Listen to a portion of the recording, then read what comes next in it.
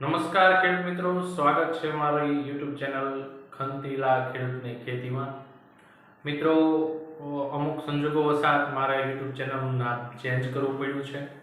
તો ખંતીલો ખેડૂત હવે પછી મારી આ યુટ્યુબ ચેનલનું નામ છે. આપ આ યુટ્યુબ ચેનલનું નામ યાદ રાખશો. મિત્રો, આજે આપણે વાત કરવી છે કપાસમાં પાળા ચડાવતી વખતે પાયાના ખાતર તરીકે હવે શું નાખવું, કયા ફર્ટિલાઇઝર્સ વાપરવા. મિત્રો, કપાસનું વાવેતર કર્યું છે ત્યારે જનરલી તમે જ્યારે ઉનાળામાં જે કપાસ માટેનું પશુ તૈયાર કર્યું છે કે ચાંસ પાડ્યા છે એ વખતે આપે કોઈ દેશી ખાતર કોઈ ભર્યા છે, કોઈ 12-32-16 ડીએપી નાખેલું છે પાયાના ખાતર તરીકે, તેમજ અન્ય કોઈ તત્વો કોઈની ભલામણથી આપણે નાખેલા હશે. પણ હવે જ્યારે કપાસ 70, 80, 90 દિવસ કે 100 દિવસનો થઈ ગયો છે અને પાળા ચડાવવાની ફૂલ મોસમ જોરમાં ચાલી રહી છે, ત્યારે આવા સમયે કપાસને કેવું ખાતર આપીએ તો કપાસને વધારે અનુકૂળ રહે. અને હવે અત્યારે જ્યારે જીંડવા અને ચાપકા બેસવાની અત્યારે આ ફૂલ બહાર છે, ત્યારે જો આપણે એને યોગ્ય પોષણક્ષમ ફર્ટિલાઇઝર્સ આપી દઈએ તો એમાં 4 ચાંદ લાગી જાય. માટે મિત્રો, સૌથી પહેલાં તો પાયાના ખાતર તરીકે જે ડીએપી આપ્યું છે, આ ફરી વખત એ ડીએપીને 16 ગુઠાના વીઘામાં 10 કિલો પ્રમાણે તમે આપી શકો છો. એનપીકે એટલે કે નાઇટ્રોજન, ફોસ્ફરસ અને પોટેશિયમની પ્રમાણ માત્રા જો કપાસને મળી જશે તો છોડનો વિકાસ એમની રહેશે.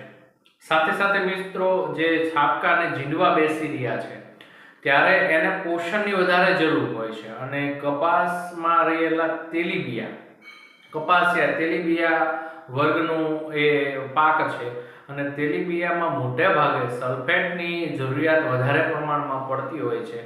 તો આવા સમયે હું તમને મેગ્નેશિયમ સલ્ફેટ અને એમોનિયમ સલ્ફેટ એટલે કે જેને આપણે મોરસ્યું કહીએ છીએ એ ખાતર ડીએપીની સાથે ભેળવવાની સલાહ આપીશ. આપ વીઘે 5 કિલો જેવું જો એને ભેળવીને સાથે આપ પાળામાં અંદર નાખશો તો કપાસને ખૂબ અનુકૂળ રહેશે. સાથે સાથે કપાસના છોડને અત્યારે વધારેમાં વધારે પોષણની જરૂર હોય છે. એ પોતાનો ખોરાક વધારે પ્રમાણમાં સૂર્યમાંથી પ્રકાશ સંશ્લેષણની ક્રિયા દ્વારા પોતાનો ખોરાક વધારે પ્રમાણમાં બનાવવાની જ્યારે ટ્રાય કરતો હોય અને ફૂલ સાપકા અને જીંડવાને એ પોષણ આપવાનો પ્રયત્ન કરતો હોય, ત્યારે કપાસના પાંદડા છે એ પીળા ન પડી જાય, સાથે સાથે એમાં કોકરવડ ન આવે, એટલા માટે પાંદડા લીલાછમ રાખવા માટે ખરેખર એને જરૂર છે મેગ્નેશિયમની. તો આ મેગ્નેશિયમ સલ્ફેટ જો ખાતર આપને મળે તો વીંગે 4 થી 5 કિલો તમે એને સાથે ડીએપી છે કે એમોનિયમ સલ્ફેટ ન મળે તો મેગ્નેશિયમ સલ્ફેટ અને ડીએપીને સાથે મિશ્રણ કરીને તમે અત્યારે પાળામાં આપી શકો છો અથવા તો વાવી શકો છો. સાથે ઝીંક અને બોરોન, ઝીંક અને બોરોનનું તત્વ પણ એવું છે જે કપાસના પાકને ખૂબ જરૂરી છે મિત્રો. તો ઝીંક બોરોનનું જે આ તત્વ છે એ આપના સ્થાનિક એગ્રોમાં અવેલેબલ હોય તો ત્યાં, અથવા તો તાલુકા કક્ષાના કોઈ પણ એગ્રોમાં થી તમને જો અવેલેબિલિટી તમને થઈ જાય, મળી જાય તો ઝીંક બોરોન યુક્ત ખાતર છે જો એને અત્યારે સાથે પાયાના ખાતર તરીકે વીંગે 6 થી 7 કિલો નાખી દેવામાં આવશે મિત્રો, તો સારામાં સારું ચમત્કારી પરિણામ તમને કપાસમાં જોવા મળશે. મિત્રો, અત્યારનો કપાસ હવે એવો છે કે જે તમને ખબર પડી ગઈ છે કે આ કપાસમાં હવે જે કાંઈ ખર્ચો કરું એ બધો જ ખર્ચ છે એ નફા માટેનો થઈ રહ્યો છે. મિત્રો, વર્તમાન સમયમાં તમે કપાસનો ભાવ પણ જોતા હશો કે ભાઈ ધીમે ધીમે કપાસનો ભાવ અપ જઈ રહ્યો છે, ત્યારે આપણે આપણા ખેતરમાંથી વધારેમાં વધારે આ પાકનું ઉત્પાદન કેવી રીતે લઈ શકીએ એના માટેની મહેનત છે. મિત્રો, મેં મારા વિડીયો જ્યારથી કપાસ ઉપર મૂકવાના ચાલુ કર્યા ત્યારે હું કોઈ પણ પેસ્ટિસાઇડ્સ છાંટવાની જગ્યાએ કપાસને વધારે ને વધારે પોષણ કેવી રીતે આપવું એના માટેના મારા પ્રયત્નો રહેલા હોય છે. જો તમે પાળા ચડાવી દીધા છે તો પણ કશો જ વાંધો નથી, પાળામાં કદાચ તમે કોઈ ખાતર નાખ્યું નથી તો પણ હજી વાંધો નથી.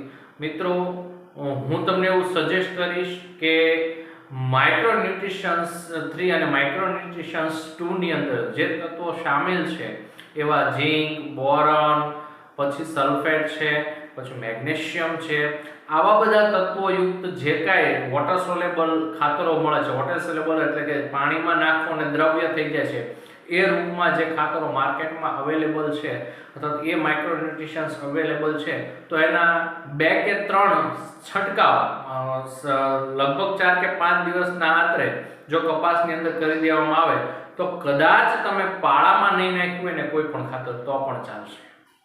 મિત્રો ફરી એક વખત કહું છું કે પાળામાં જો આપ ખાતર નાખવાનું ભૂલી ગયા છો ને આપણે પાળા તમે ચડાવી દીધા છે તો પણ હજી આળસ કર્યા વગર માઇક્રોન્યુટ્રિશન્સ તમે જે બજારમાં મળે છે તૈયાર માઇક્રોન્યુટ્રિશન્સની થેલીઓ લાવીને એને પંપ દ્વારા છંટકાવ કરીને કપાસને આપી દેવામાં આવશે તો પણ કપાસમાં ચમત્કારી પરિણામ તમને જોવા મળશે.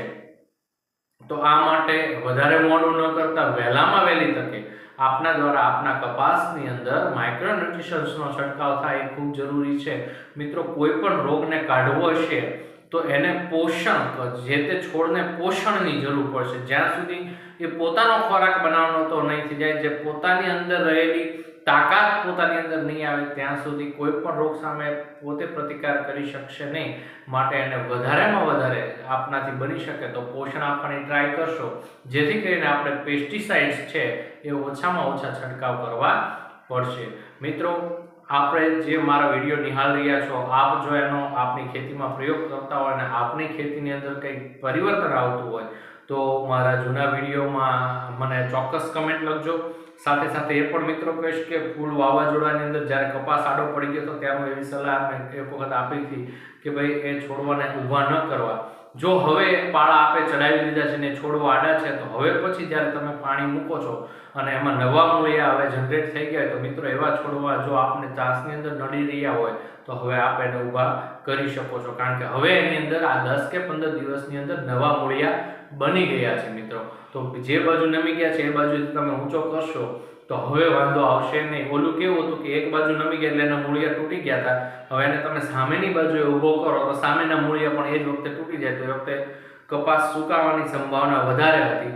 મિત્રો હવે જે બાજુથી નમી ગયા છે એ બાજુ સપોર્ટેડ મૂળિયા એને ડેવલપ કરી લીધા છે, તો હવે તમે આ બાજુથી જો એને ધક્કો મારશો તો એ પોષણમાં બહુ તકલીફ પડશે નહીં. તો આ હવે જે પાણી મૂકો એમાં તમને જો કોઈ ત્રાંસા છોડ હોય તો એને તમે ઊભા કરી શકો છો. મિત્રો વધારે કોઈ માહિતીની જરૂર હોય તો મને કમેન્ટ લખીને ચોક્કસ જણાવજો. મારો આ વિડીયો બને ત્યાં સુધી આપણા મિત્રો સાથે ગ્રુપમાં શેર કરજો, જેથી કરીને બીજા ખેડૂત મિત્રો પણ આ વિડીયોનો લાભ લઈ શકે. આભાર. અસ્તુ.